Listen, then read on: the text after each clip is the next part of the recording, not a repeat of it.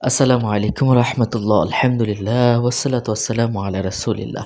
সম্মানিত দর্শক শ্রোতা, নিশ্চয়ই স্ক্রিনে আপনারা আল্লাহ পাক রব্বুল আলামিনের সম্মানিত একটি নাম ইয়া কারিমু এই নামটি দেখতে পাচ্ছেন। এই নামের অর্থ হলো হে অনুগ্রহকারী, সম্মানী, দ্য মোস্ট জেনারাস।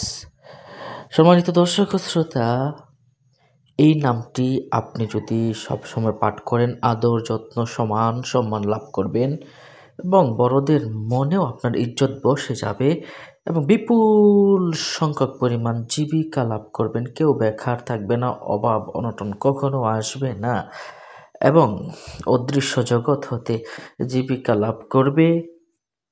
খারাপ স্বভাব ত্রুটি দূর হয়ে যাবে। আলেম সালেহ এবং নেককার লোকদের মধ্যে আপনাকে সম্মানিত করবেন এবং আল্লাহ পাক এতটা মর্যাদাবান করবেন আপনি কল্পনাও করতে পারবেন না।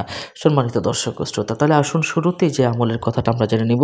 হযরত আলী রাদিয়াল্লাহু তাআলা আনহু সর্বদা এই আমলটি করতেন বলে মরণের আগে ও পরে গ্রন্থে রয়েছে।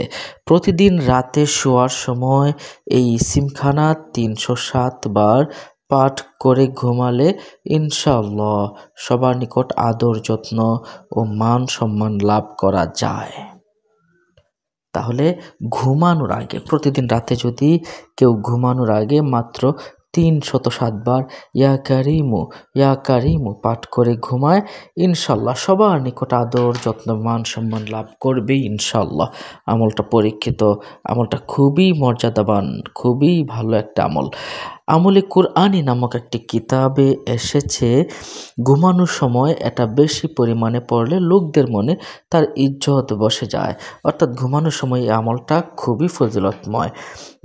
এটা কিন্তু কোনো বই নয়, আমি যেটা বলছি এটা কোনো বই নয়, এটা আমি বিভিন্ন গ্রন্থ থেকে নামগুলো, আমলগুলো, ফজিলতগুলো এনে আমি এখানে লিপিবদ্ধ করে একটি পাণ্ডুলিপি তৈরি করেছি মাত্র।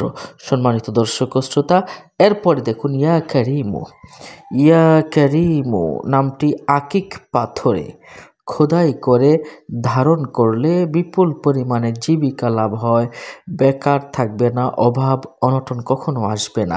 এটা করতে পারেন, এটা খুবই খুবই একটি ফজিলতময় একটি বিষয়, নিশ্চয়ই অনেক বেশি ফজিলত পাবেন। সুতরাং এই নামটা কিন্তু আপনারা লিখতে পারেন। ইয়া কারিমু আকিক পাথরে খোদাই করে ধারণ করলে বিপুল পরিমাণে জীবিকা লাভ হয়, বেকার থাকবে না, অভাব অনটন কখনো আসবে না। সুবহানাল্লাহি ওয়া বিহামদিহি। এরপরের যে আমলটা, ঘুমানোর সময় ইসিমটি পাঠ করলে অদৃশ্য জগৎ হতে জীবিকা লাভ হয়। দেখুন, এই আমলটা কিন্তু স্পেশালি ঘুমানোর আগে বা ঘুমানোর সময়ের কথা কিন্তু বলেছেন। অর্থাৎ ঘুমানোর আগে যদি আপনি এই ইসিমটা বেশি পরিমাণে পাঠ করতে পারেন, তাহলে আপনার অদৃশ্য জগৎ হতে আপনি জীবিকা লাভ করবেন, অদৃশ্য জগৎ হতে জীবিকা লাভ করবেন এবং ক্ষুধাই সম্মান লাভ হয়। আল্লাহর পক্ষ থেকে আপনাকে সম্মান প্রদান করা হবে। সুবহানাল্লাহ।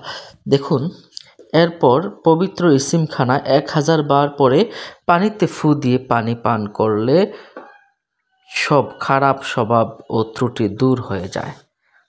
ইসিমখানা ১০০০ বার পরে ইয়া কারিমু এভাবে ১০০০ বার পরে আপনি যদি পানিতে ফু দিয়ে পান করেন, সকল খারাপ স্বভাব এবং চরিত্রে যে দুষ্ত্রুটিগুলো আছে এগুলো কি হয়ে যায়? দূর হয়ে যায় ইনশাআল্লাহ।